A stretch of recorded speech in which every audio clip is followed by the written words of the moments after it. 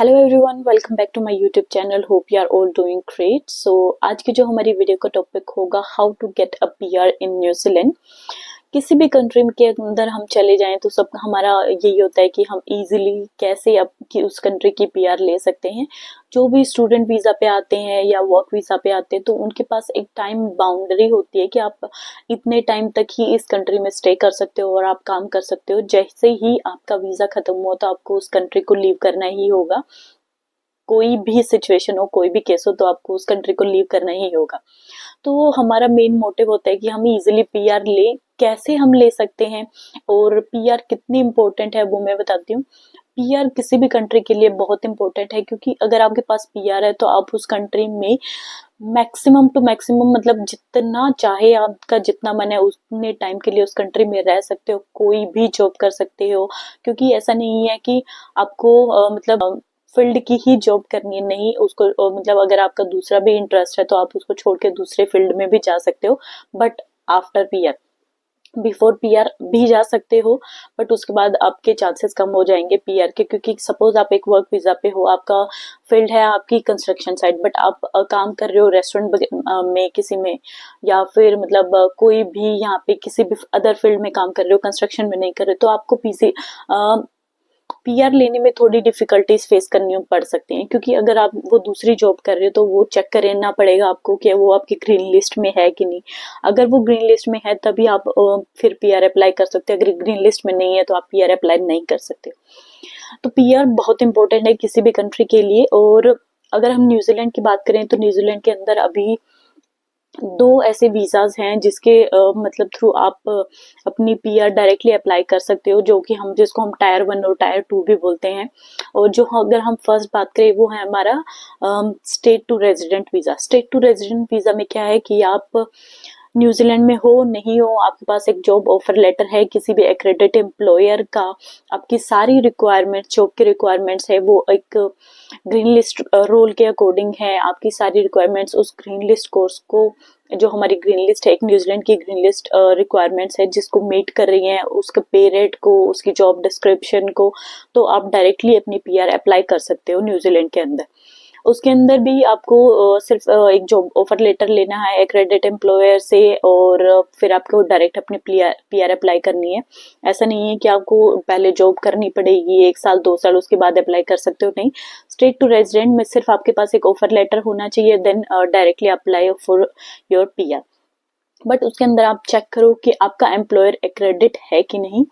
एक न्यूजीलैंड की proper website है जो मैं डिस्क्रिप्शन बॉक्स में दे दूंगी, जिसके थ्रू आप डायरेक्टली चेक कर सकते हो कि आपका एम्प्लॉयर एक्रेडिट है कि नहीं। जस्ट आपको उसका नाम टाइप करना है और सर्च करना है। अगर वो एक्रेडिट होगा तो उसके नीचे उसके सर्टिफिकेशन होंगे, सब चीजें आ जाएंगी और जस्ट आपको फिर पीआर अप्लाई करनी है।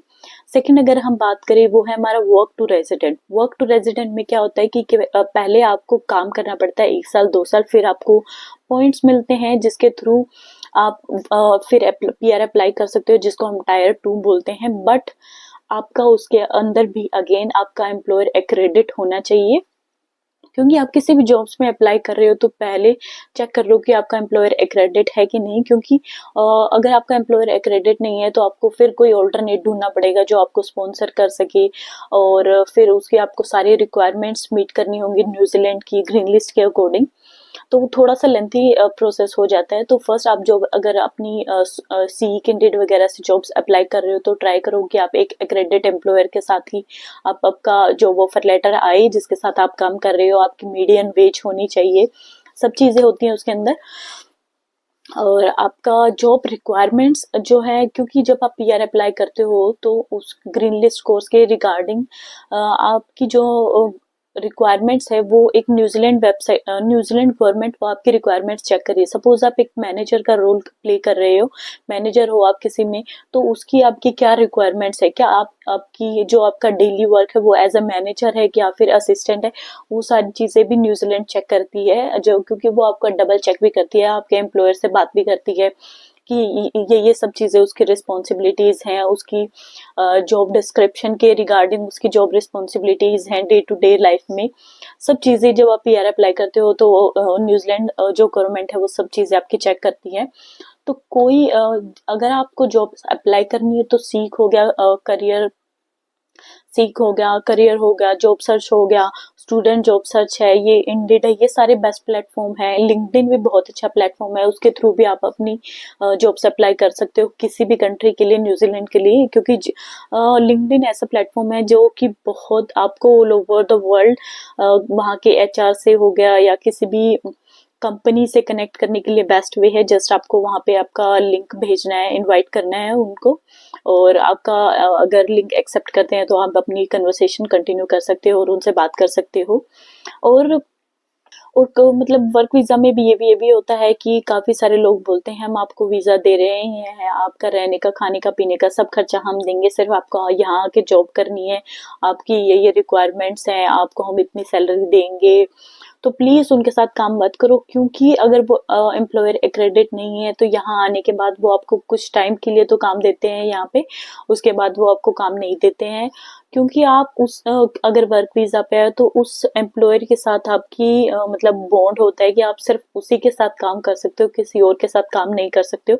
क्योंकि अगर आप न्यूजीलैंड पे उस वर्क वीजा पे आ गए हो और उसके थोड़े टाइम बाद, महीने 2 महीने बाद आपको काम नहीं मिल रहा है, वो बोलते हैं कि हमारे पास काम नहीं है, तो आप किसी दूसरे एम्प्लॉयर के साथ न्यूजीलैंड में काम नहीं कर सकते हो।